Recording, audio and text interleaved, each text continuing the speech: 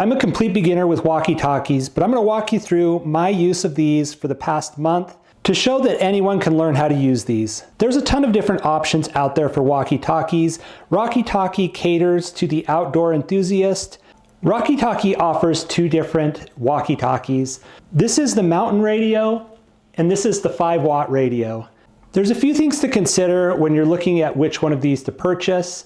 For someone just starting out and trying to decide between these two, you need to know that with the 5-watt radio, you do need to obtain a license that's $35. Much like a fishing license, you just purchase it once. It will cover your entire family, and it lasts 10 years. So for me, as a beginner, trying to figure out which one of these was right for me really came down to the overall distance that I could cover and the waterproofness. There are some obvious differences. The size, the battery's a little bit bigger, the higher watt output, but I like to use these out on paddle boards, out on the lake. I use them in the backcountry, in the snow. So there's the potential for this getting dropped in the water. It is IP67 certified waterproof, so it can be submerged, whereas the mountain radio is just splash resistant. So if you're getting some raindrops on it or it accidentally gets splashed, it's going to be okay, but it's not submersible. Some of the other quick differences are that the 5-watt comes with an additional antenna, and these are only allowed for the GMRS radios. You cannot swap out the antenna on the mountain radio. Looking at the back of them, you've got two different carry styles as well, with the carabiner or the alligator clip. They both come with these lanyards, which I really like. A lot of times when you've got gloves on, it can be hard to hold on to these.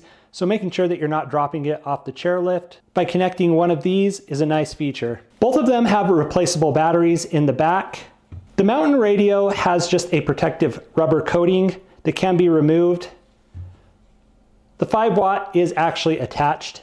They're both rechargeable with USB-C on the bottom, and cables are included. It's on the side here. Now that we've gone over some of the basics and trying to decide between the two, I want to go over some of the use cases and experience that I've had using them over the past month or so. Right out of the box, I turned them on, turned it to channel 2, and they both just started working right away. So as I'm talking there, I can hear it coming through this one.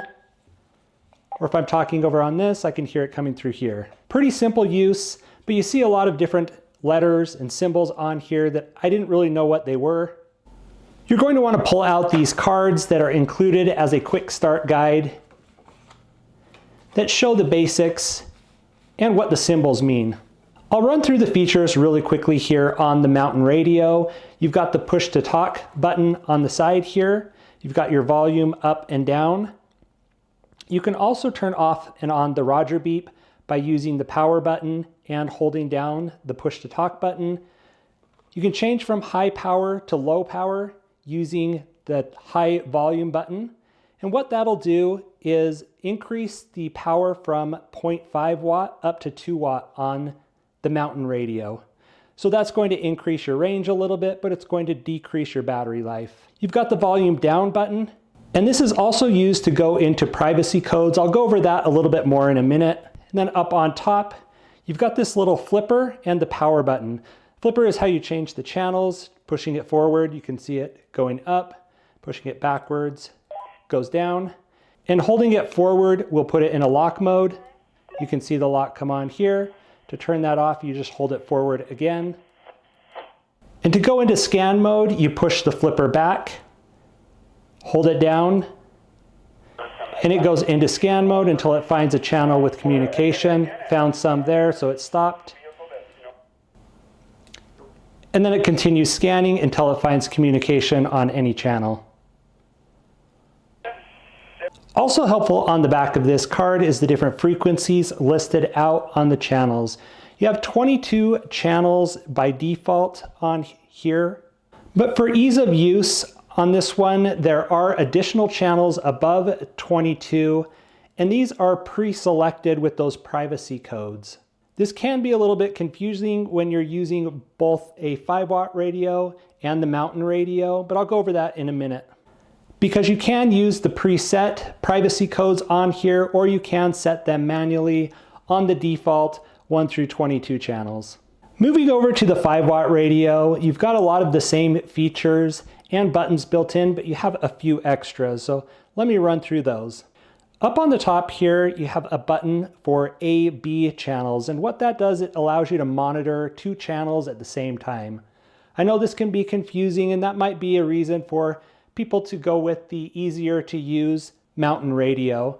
But if you want a few extra features, such as the dual channel or weather scan, you may want to look at the 5-watt radio. Below that, you have the push to talk button, which can also be used to turn off the beep. Below that, you have your volume up and volume down buttons. Those buttons can also be used to turn on weather monitoring and weather notification alerts. You can kind of see a little bit there on the plastic that it's got a picture of a cloud. Also the CT down below on the minus volume button, that's to set your privacy codes. The bottom button can also be used to enable repeater channels, which is another advanced feature for the 5-watt radio. Up on top, you've got the same flipper button that you use to push up to scan the channels or hold it down to put it into a lock mode. And on the other side, you've got your USB-C charging port, as well as a place to attach a headset. Now, I didn't know what any of this A/B channel stuff was or what repeaters were. I had to go learn it for myself. So I'm going to share a quick overview of my understanding of it, just to help you make that decision if it's something you might use down the road and help you consider which one of these walkie-talkies is right for you. So the A/B channel allows you to monitor multiple channels. For example, if you had a group of people that you were communicating with on channel 1, you could be using that as your primary channel A, and you may want to monitor like an emergency channel. You would set your B channel to that. And you set those channels the same as you do normally just by using the flipper. Now I'm on A/B channel. I can set that. So now I'm monitoring on 2 channels shown by the A/B here. You can also use the privacy codes with the A/B channels as well. The other advanced feature is being able to monitor weather channels. Highs in the mid-60s. Monday, partly cloudy with a 30% chance of rain showers. Or if you just want to be alerted from weather alerts, when you're turning on the device, you hold down the weather button, and that will just alert you for weather notifications. And that's indicated by the cloud symbol here. The 5-watt radio also has the same 22 channels. It makes it super easy to connect to other walkie-talkies. I've even used it with these old Motorola Talkabout T5710s. All you have to do is set the same channel and they work right away. I'll go over the accessories with these in just a minute, but wanted to give you some of my real-world use of these so far. I loved how easy they were to get working out of the box, but I took them up to the ski resort and set the channels to the same, and immediately there were tons of people talking on the same channel. And I knew there was a privacy setting, but I couldn't remember how to turn it on. And as I was scanning through, I got even more confused because this one had more than 22 channels, and this one only went up to 22 channels. So if I would have been carrying the quick start guide, I would have been able to figure it out, but I couldn't figure it out standing in line at the resort. Basically what it is the mountain radio is just designed to be super easy to use. And so they've built in those additional channels on here above 22 that just have those privacy codes built in. So if you had 2 of these, it would be easy to just match up the channels, and these are just basically a subset of those 22 channels with the privacy code built in, and so they just gave it a new number. That way you don't have to go in and actually set the privacy code, which you still can do with the mountain radios, but makes it easier for beginners. I hope this doesn't confuse too much, but I wanted to just show how these do work.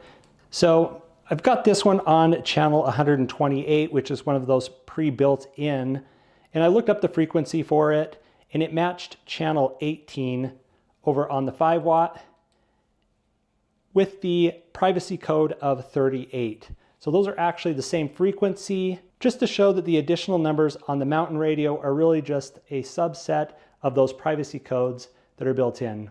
And then I can also go back to channel 18, and I've set the privacy code on here to 38, and those can communicate on that same channel as well. Check, check, check, check.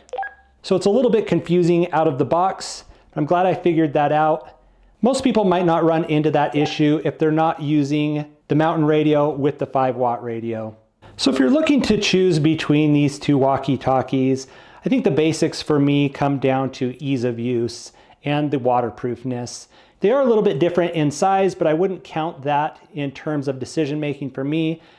The battery life lasts a little bit longer, but also I was more concerned about the distance and the waterproofness for myself. Out of the box, the walkie-talkie mountain radio is going to be the easiest to use. If you're using this with kids or just don't want to remember what those other options were or features, you can just set the mountain radio to the same channels all the way up into those privacy code channels.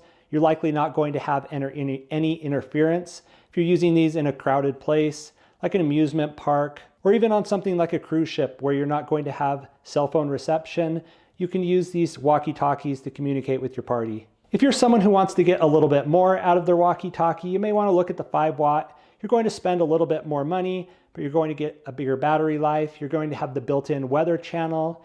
You have the dual channel monitoring. You can also swap out the antenna, which is included for a larger antenna.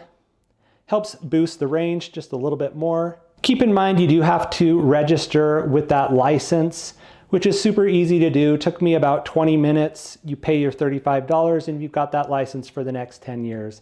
So let me jump over and look at some of the accessories that you can purchase for these, which I would definitely recommend depending on the activity you're going to do. With the mountain radio, you've got the 2-style plug that just plugs in.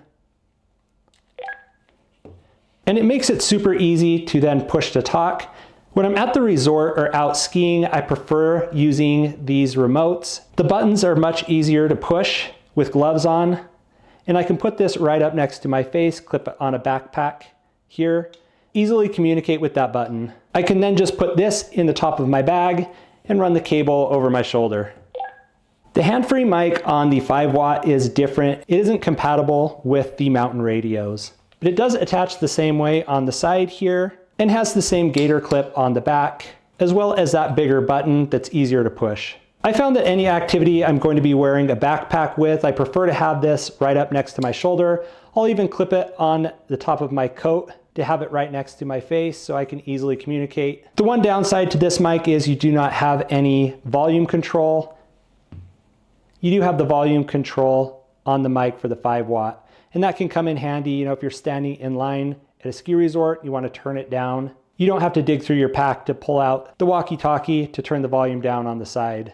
You can purchase the carabiner clip for the 5-watt as well. Just attaches here on the back. You can swap it out for the gator clip.